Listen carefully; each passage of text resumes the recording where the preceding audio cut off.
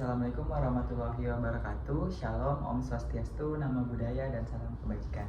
Perkenalkan, nama saya Ince Rai dengan nomor NIM 230211501002 akan memaparkan beberapa materi mengenai konservasi. Baik, langsung saja. Secara definisi umum, konservasi adalah proses pelestarian atau pengelolaan tempat, ruang, ataupun juga objek melalui berbagai kegiatan seperti preservasi, restorasi, rehabilitasi, dan juga beberapa hal lainnya, di mana ini untuk mempertahankan makna yang ada terkandung di dalam bangunan tersebut.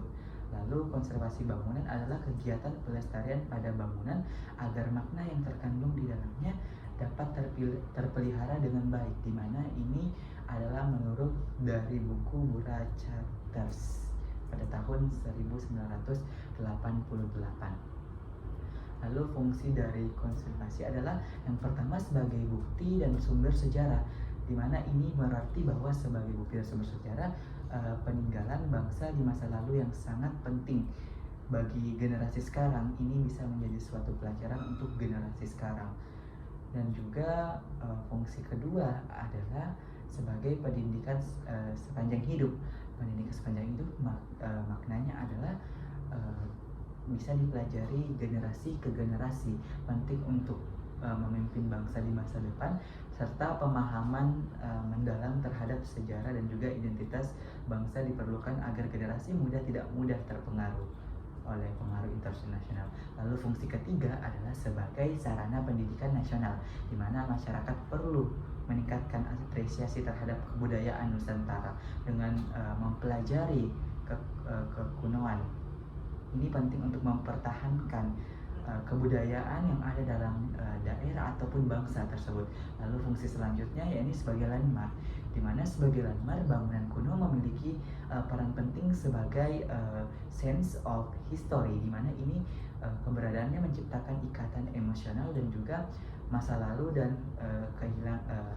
ini untuk menghindari kehilangan warisan budaya.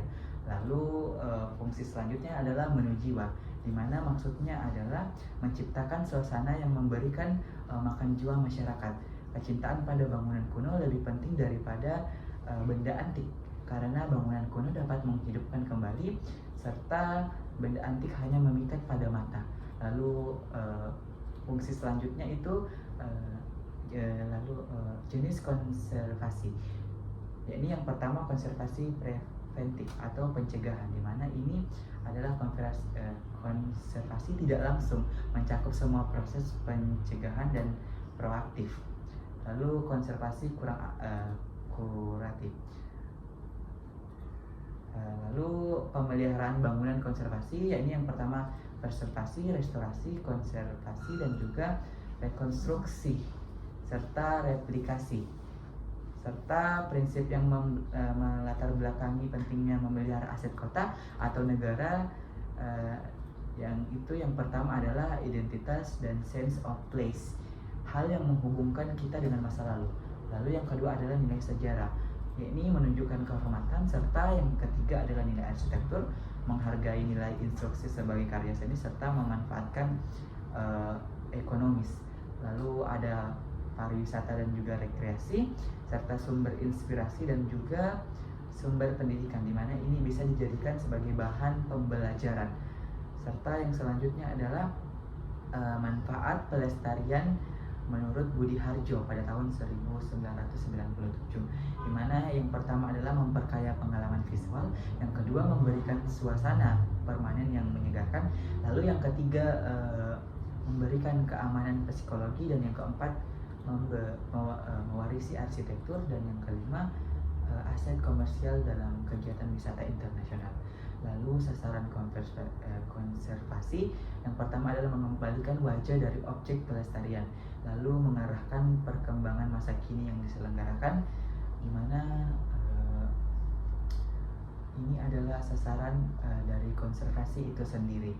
Lalu yang selanjutnya adalah memanfaatkan objek pelestarian untuk menunda kehidupan masa kini, serta menampilkan sejarah pertumbuhan lingkungan kota dalam wujud fisik 3 dimensi. Lalu selanjutnya adalah tidak mengubah bukti sejarah, di mana adalah tidak menghancurkan keseluruhan dari bangunan tersebut. Selanjutnya adalah suatu bangunan atau suatu hasil karya sejarah harus tetap berada pada lokasi historisnya. Lalu menganggap kembali makna kultural dari suatu tempat atau bangunan, dan juga menjaga terpeliharanya latar belakang seperti bentuk, warna, dan juga tekstur. Lalu fokus pelestarian arsitektur, ya ini pertama ada fungsi, juga bentuk, serta adanya makna. Serta yang materi selanjutnya adalah aspek pertimbangan dan komponen pengendalian pelestarian. Ada beberapa seperti estetika, kawasan, karakter, dan juga fungsi dari budaya dan juga dan lain-lainnya. Lalu ada yang namanya prinsip pengendalian bangunan bersejarah, di mana yang pertama adalah kesinambungan sejarah dengan kekerasan visual, lalu hubungan yang sistematis dan karakteristik yang cocok, serta desain yang kontekstual. Mungkin hanya itu yang dapat saya sampaikan. Lebih dan kurangnya mohon dimaafkan. Wabillahi taufiq wal hidayah. Wassalamualaikum warahmatullahi wabarakatuh.